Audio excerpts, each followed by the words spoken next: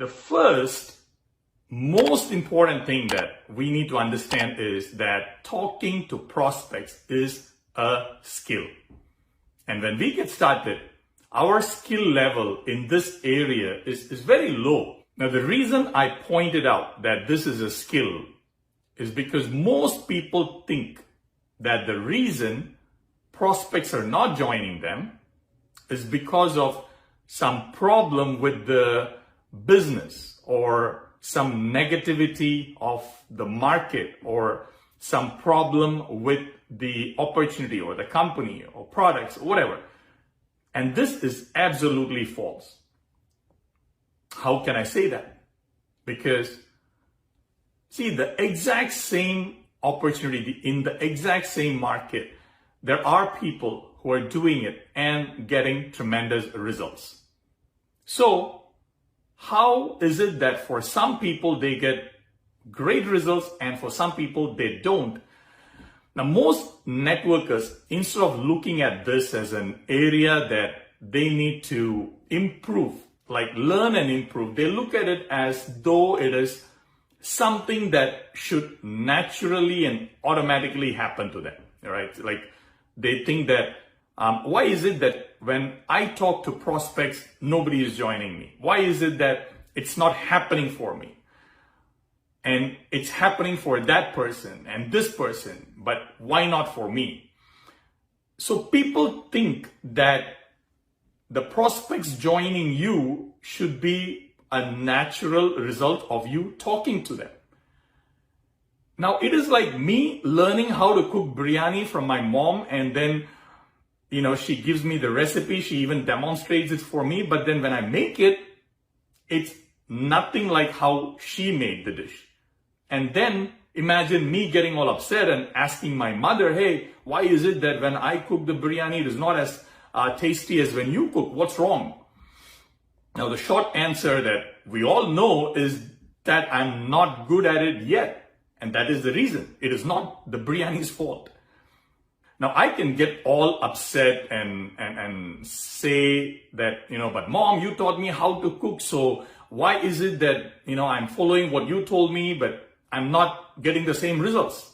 And you know the answer, that when it comes to practical skills, the only way to get better is by learning and practicing. It doesn't matter who teaches us. Unless we practice, we will never become better at that skill. And during the practice, we will mess it up. We will look stupid. And it is not my mom's fault. It is not biryani's fault. It is not even my fault. It's just that it is the natural way we get good at any practical skill, which is by making mistakes and failing initially. See, our skill and ability to influence people can improve if we keep learning and practicing this area of our business. And when we start, most of us are very bad at this skill of influencing people. Now think about it. Most of us cannot even influence our own husband or wife or children. So most people use force to compensate their lack of ability to influence. Like, for example, most parents use force and they order their kids to obey. And that works till they are of certain age. And then after that, it doesn't work anymore. And because the parents don't know any other way to influence their kids, now they start blaming, the society, their friends, the TV, the media, and all that for spoiling their kids. Well, the fact is that they only knew one way to influence their kids, which is to tell them what to do, and if they did not obey, then use some kind of a force to make them obey. Now, that's definitely one way to influence, but it is the least effective way. And there are plenty of other ways to influence people. But because you never learned about them or even heard about them, you don't know that it exists. So that's the first tip. That's the first lesson I want to give you. That you got to keep learning from people who are doing that area in business very well. Keep practicing, keep learning, and keep practicing more and keep learning more. So who do you learn it from? Find people in your leadership who are good at that skill and learn from them. And what is the best way to learn?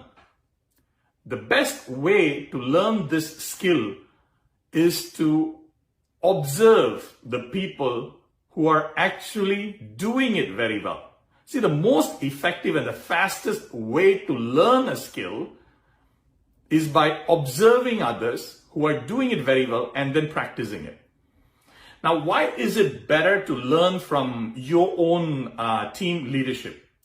Because in that way, there is no clash in team culture. Now, having a similar culture in the whole team is very important when it comes to making duplication happen faster and effective.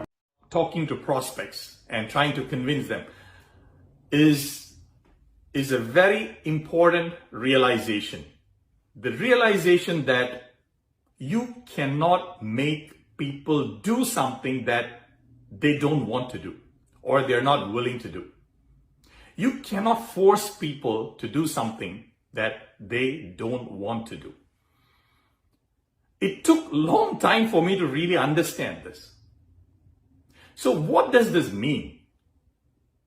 It means that this whole idea of convincing people is actually a wrong way of looking at this problem. Instead of looking at this problem in a way where you are thinking of how do I convince every person that I come across, a better approach might be to think like, among all the people that I come across, who are those who are better suited for my business? Now, to do that, first of all, you need to be very clear about what is it that you're offering. What are you offering the other person? See, you are offering a solution to a problem. See, no one wakes up in the morning thinking that they're going to start a network marketing business today. But almost everyone wakes up in the morning hoping to find a solution to some of their problems. That is their goal. That is their destination. Now, the business is just a vehicle for them to reach that destination. So for someone to have interest in the vehicle that you're offering, they should first acknowledge that the destination is important for them. They should feel that that problem is important. It's important enough for them to find a solution for. If there is no destination, then the discussion about the vehicle is a useless conversation. And that's when the objections about the color of the vehicle, the make, the model, etc. become the major objections. But if getting to the destination is important for someone, then they don't bother about these minor details. Instead, the discussion will be more about whether the vehicle can actually get them to the destination. And how fast can it get them to the destination? That will be majority of the discussion. If they have the desire, the need to actually solve the problem, to actually get to their destination. Now, you might be thinking, well, don't everyone want to earn money? So that is a problem that everybody has, right? No. See, even though everyone has money problems, or that everyone wants to earn more money, it does not mean that everyone has the same level of desire to solve that problem. See, desire is an emotion, and people will have that emotion in various levels. It is like you loving your family. Now, everybody loves their family, right? I'm sure most people do. But some people are willing to do more for their family. They're willing to sacrifice more their family than other people. So even something that's so universal, like the love for their family, there are different levels in how people feel it inside them. So the same way, even though everyone wishes for more money and everyone hopes that they make more money, that desire they feel inside of them is in different levels. Now, prospecting would become so much easier when you talk to people who have a very high level of desire to either achieve something or to overcome some problem that they have. So if you can identify, or if you get better at identifying those people, then prospecting becomes super fun for you.